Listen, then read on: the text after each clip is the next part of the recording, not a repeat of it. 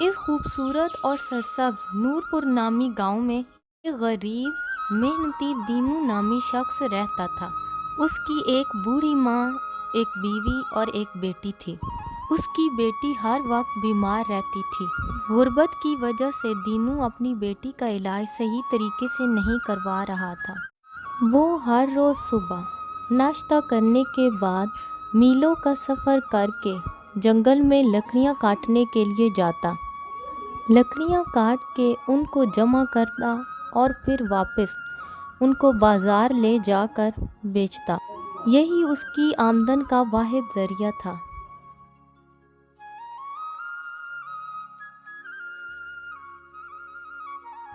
بانو، یہ لو کچھ پیسے، آدھے راشن کے لیے رکھ لو اور آدھے گڑیا کے علاج کے لیے۔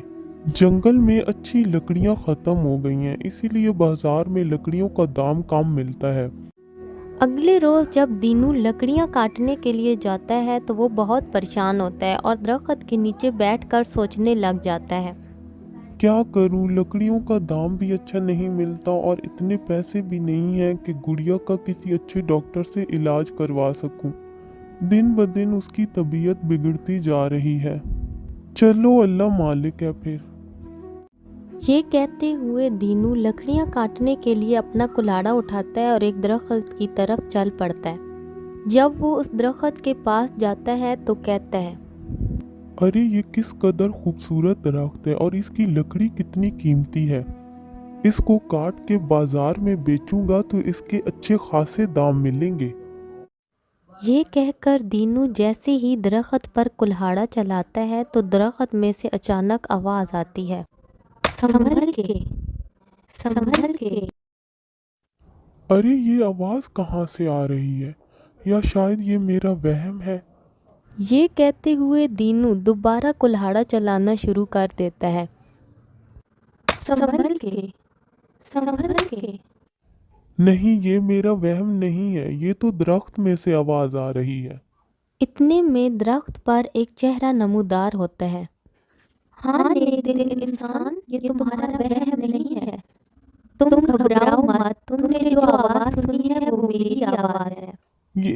یہ کیسے ہو سکتا ہے؟ درخت کیسے بول سکتا ہے؟ مجھے تو کچھ سمجھ نہیں آ رہی۔ اے نیک دل انسان، میں درخت نہیں ایک پری ہوں۔ مجھے ایک ظالم جادوگر نے اپنے جادو سے درخت بنا دیا ہے۔ میں اس قید سے آزادی چاہتی ہوں۔ لیکن کیسے؟ تمہیں اس قید سے کیسے آزادی ملے گی؟ کیا میں تمہاری کچھ مدد کر سکتا ہوں؟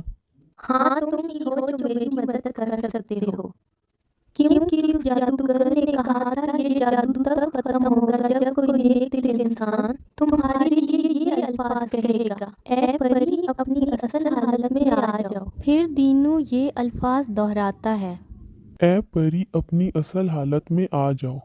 دینو کے یہ کہتے ہی وہ درخت ایک خوبصورت پری میں تبدیل ہو جاتا ہے۔ اے نیک دل انسان، تمہارا بہت بہت شکریہ، یہ رہا تمہارا انعام۔ اس سے شاید تمہاری کچھ مشکلیں آسان ہو جائیں۔ لیکن دینو وہ پیسے لینے سے انکار کر دیتا ہے اور کہتا ہے، اے اچھی پری، میں یہ پیسے نہیں لے سکتا، کیونکہ میں محنت کرنے پر یقین رکھتا ہوں۔ میرے لیے بہت مشکل ہوگا یہ پیسے لینا۔ پری کو دینو کی یہ بات بہت پسند آتی ہے اور وہ کہتی ہے، کوئی بات نہیں نیک دل انسان، میں تمہیں ان پیسوں کی جگہ ایک پودا دیتی ہوں۔ اس پودے کو اپنے گھر کے صحن میں لگا دینا اور اسے باقاعدگی سے پانی دیتے رہنا، تب تک جب تک اس پر پھل لگنا شروع نہ ہو جائے۔ اس درخت پر جو پھل لگے گا وہ کبھی ختم نہ ہوگا۔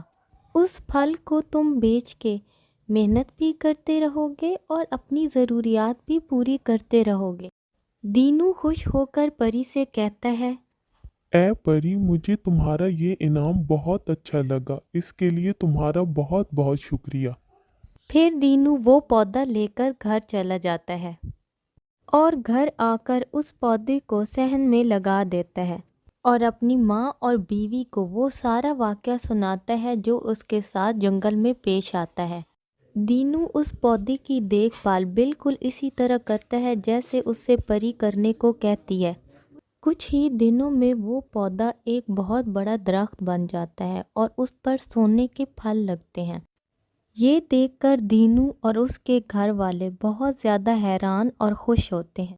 दीनू और बानो सारे फल तोड़कर घर के अंदर ले आते हैं और फिर दीनू बानो से कहता है, बानो, मैं इनमें से कुछ फल ले जाकर बेच देता हूँ और उनसे जो पैसे मिलेंगे उससे हम गुड़िया का किसी अच्छे डॉक्टर से इलाज करवाएंगे।